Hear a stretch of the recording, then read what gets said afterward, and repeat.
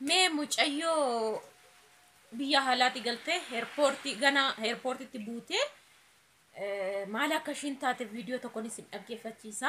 Dhaggeeffadhaati isinii fanii ka jechuudha afaan amaariffaatiin waan ta'eef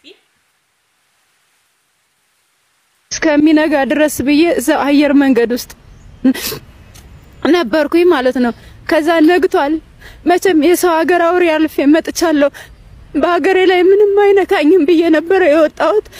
ከዛን ከበር ላይ የሆነች ሴት ልጅ አናገረችኝ። ወደ ለምቴጅስት ወደ ሰፈር ነው የምሄዳው፣ አብረን እንሄዳለን። እኔም እንዳንቺ 5 ወር ሰርቼ ተይዤ ነው የመጣው ምናምን ስትለኝ አመንኳት። እንደኔ ተቸግራ ነው ብዬ ተከተልኳት። ልክ አስፋልቱ እንደተሻገርን ምን እንዳስነካችኝ አላውቀውም።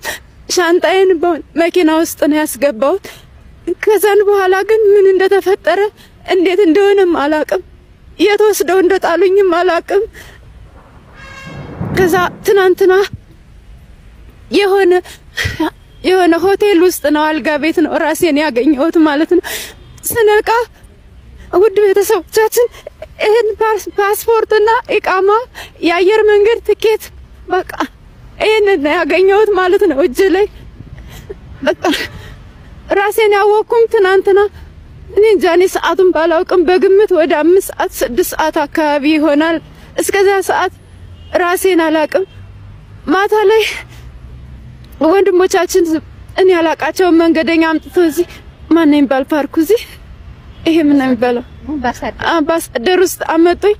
እዚህ አምባሳደር ልጆች እነሱ ተንከባክበው አንድ ቤት ሆቴል ከፍለው አሳደሩኝ። ዛሬ ደግሞ እንደምታውቁት ቤተሰቦቻቸውን እነቃለየን አገኘው። ይሄው ነው እንግዲህ ያለው ነገር። ውድ ቤተሰቦቻችን በሻንጣዬ ውስጥ የነበረው ብር 2860 ሪያል ነው በሻንጣ ውስጥ የነበረ ማለት ነው። እና ሳምሰንግ ጋላክሲ 12 ኤ ሞባይል ከዛ ልብሴን በቃ እቺ የለበስኳት ልብስ ስትቀርብ ምንም ነገር አላገኘውም ከራሴ ጋር። እዛማ ስድስት ሰው ነው የያዘኝ ማለት ነው። ጉሮሬን እዚህ ጋር ይሄው የተጫረው እዚህ ጋር የሚታይ ከሆነ ይሄ እዚህ ጋር የተጫራለ። በዚህ በኩል ይጥፋ አላውቅም። እዚህ ግንባሬ ላይ ጸጉሬ እንደዚህ ሙሉ ነው የወጣው ማለት ነው። 6 ሰው ነው እንደሬሳ የጎተተኝ። ከዛ ሁሉ አልፌ መጥቼ የሰው ሀገር አውሬ አልፌ መጥቼ እዚህ ሀገር አውሬ በላኝ። ሳላስብና ሳልጠብቅ ሳልገምት ሀገር አውሬ በላኝ። አሁን ራቆቴን የቀረሁት የት እንደምሄድም የት እንደምገባ መዳረሻዬንም አላውቀውም። እንደምታዩኝ ሜዳ ላይ ቤተሰቦችም ክፍለ ሀገር ናቸው። እዚህ ሀገር አይደሉት ማረፊያም የለኝም።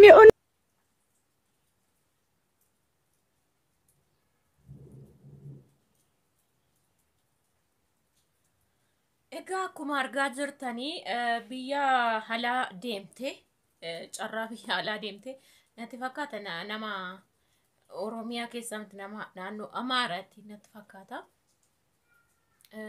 haa ta'u malee yeroon akkasii isiniin jedhu tarii carraa warroota akkana mudatu nama akkamii akka ta'e beektu namoota kallattii biyyaa ba'anii achi deemanii jechuudha. Biyya biraa yookiin mana tokko seenanii hojjetanii waan hin beekneefi wanti hundi tulfaata wanti hundi hadda yeroo sana haalonni mijatuuf jechuudha. So biyya alaan deemtee ji'a 3 keessaniitiin narkutti jetteetti naallolti jetteetti birri immoo kan ittiin galtus kan maalis kaffaltu malee hin galtu naan jettee dutte sana keessan guyyaa 20 barri natti cufamee taa'ee Waaqayyoon carraa naa mijeesse akkana deebi'ee jette. Akkana na erganii dhufee jette Itoophiyaa. Dhufee eerpoortii keessa yeroon ga'ee akkana ba'u gara balbalattiin ba'aniitti ba'u namuma akka kootii taatee shamarreen tokko nagaa gaafattee maal ishiin jennaan anis haalumaan dhufee jedhee itti dubbadhee jette. Sana booda anis dhiyoodhumna ari'ameen dhufe anis ji'a 3 jetteeti Kana walijjiinaa suunaan bakka wal jajjabeessina sayyamu namni dhuguma itti fakkaate ishiin mee hidhattee akkas jettee nama dubbisti bartan. Achi akkana baane shaanxadhaan gaggaarii shaanxa baay'ee waan qabanii miti fudhatanii akkana baane jechuudha. Achi akkana baatee xuqxe fudhachiiftee deemtee jechuudha. Fudhachiiftee mucayyoon kun fudhatamtee hoteela dhaqamtee hamma kana waan taate hin beekamne jechuudha. Booddee maal argite harka isheetti tikeetti paaspoortii waraqata jechuudha. Wanti biraamtu harkatti nama. Yaa baay'ee wanti ishiin qabdullee hin jiru zarafame wanti jettu si jechuudha. Inna waan taateen beektu halkan tokko sanaa jechuudha. Hoteelatti of beekte. Hoteela of beektee too ishiin teessee boochuu immoo harganii namoonni tokko jajjabeessanii deebisanii amma ishiin of tasgabbeessitutti guyyaa tokkoof immoo deebisanii iddoo bultuu hoteeluma biraa normaalii namni sirriin qabee fi yaada kana of bartee amma burqisiiftee himachuu dandeessutti jechuudha. Kanaaf yeroo baay'ee isinitti meera balbala airportii bichaa keessatti miti balbala keessan durattu mana keessanittuu naannoo keessanittuu balaan baay'ee ulfaataadha. Of eeggannoon baay'ee nama barbaachisa. Amma yeroo tokko uffataniit ani halaan dhufe ani kun balbala mannaas achi keessaa kana baatan isin dubbisu jechuudha. Bakka namuma beennatu dubbachuu nama barbaachisu. Gonkumaa jechuudha. Otoo waan baay'ee qabaatte gudii taateetti jechuudha. Isheeni otoo waan baay'ee qabaatte gudii taatee goodattafte. Maaliif amma yoona shaantam tokkittiidha ta'uu malee garuu eessa akka bulte eessa akka geessan maal akka godhan wanti isheen beektu hin jiru jechuudha. Kanaafi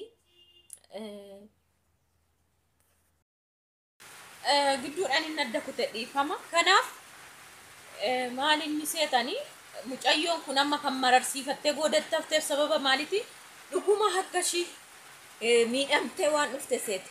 Biyya keenyatti immoo yeroo baay'ee isinitti meera. Hannaafis ta'ee maal ta'ee dubartoonnis dhiirris haalota mijeessaniiti kan deeman. Obboleettiin isaa dhufte wajjin achi baaffannu minaamnas hin jiru. Sobanii shaanxaa duwwaa fa'ee harkisanii jechuudha.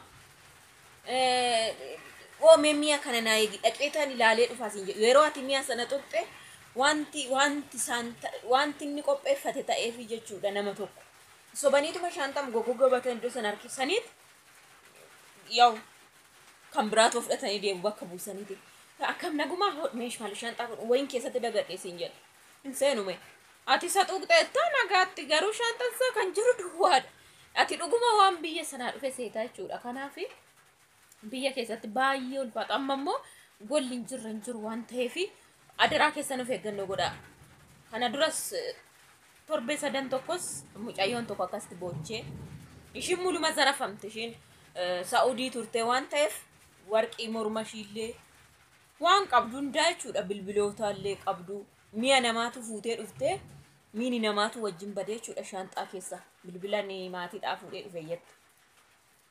Ammallee jarri sun naamanuu dhiisanitti beeka gurguratti namni sirraan fudhannee amma jedhaniinitti jechuudha amaanaa eenyu jedhe waan ta'eef. Kanaaf of eeggannoo guddaa godhaa. Yeroo dhuftaniyyuu of eeggannoo guddaa godhaa. Anta akka dhugaa waaqayyo boorsaa fi bilbila koo akkatti qabadhee Finfinnee keessa deemee hin beeku. Bilbila koo boorsuma keessa yoon kaa'e jabeessan qaba boorsaa koo. Nama na xuqqisas na godha. Anagaama gonkuma nama hin gaafadhu. Dhiifama hin roobaa.